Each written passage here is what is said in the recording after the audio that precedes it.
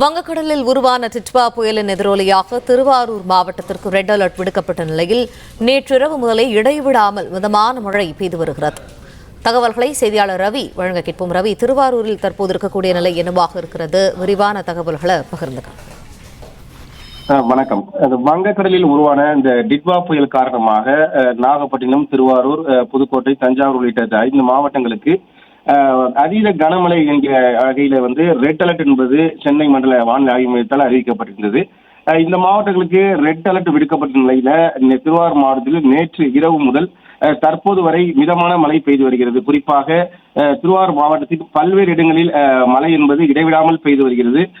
குறிப்பாக பல்லவராயன் கட்டளை, புழுதிக்குடி, விக்கிரபாண்டியம், கோட்டூர், வலங்கைமான், நீடாமங்கலம் உள்ளிட்ட பல்வேறு இடங்களில் மழை என்பது பதிவாகி வருகிறது.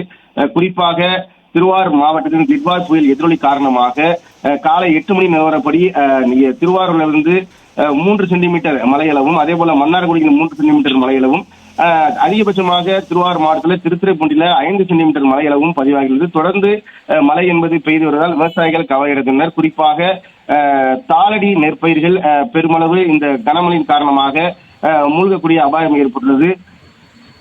பிளே ஸ்டோர் மற்றும் ஆப் ஸ்டோரில் இருந்து பாலிமர் செயலியை QR கோடு மூலம் பதிவிறக்கம் செய்யுங்கள். செய்திகளை உடனுக்குடன் பெறுங்கள்.